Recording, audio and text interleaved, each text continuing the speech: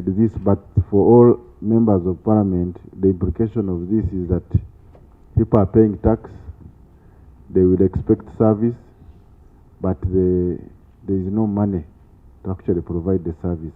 So I agree with you, Chair, that we need to ask ourselves, where do we get the revenue? In the budget that we are discussing, almost 20 trillion is going to interest and principal loan repayments, and that is a huge.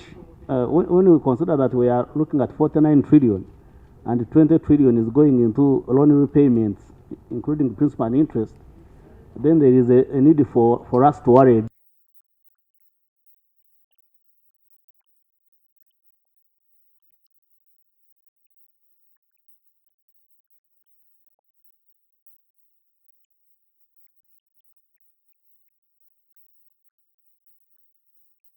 Is on tax expenditure. We in the committee we believe that we can save money around the tax expenditure, and we are doing work, a lot of work on that, and we are coming up with a report to Parliament regarding both tax waivers. Those are where the executive has the discretion to waive, and then the tax exemptions where they are provided for in law.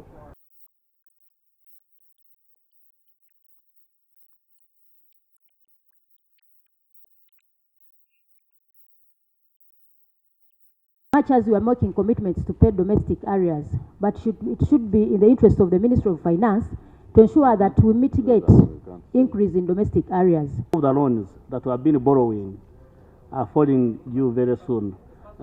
So the Finance Committee would give us a better service if they analyzed the aging of those loans to understand the impact it will have on the economy, because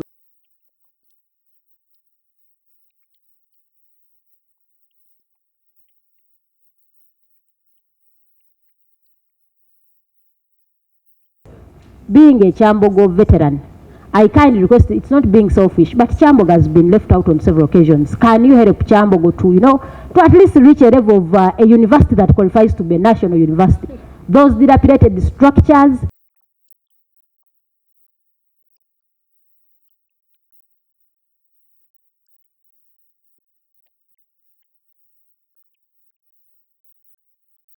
%80 cut. So if the budget committee can support our committee that the Ministry of Finance reinstates this 170, actually most of your questions will be answered, because it even includes the additional money that we need to grant aid more schools.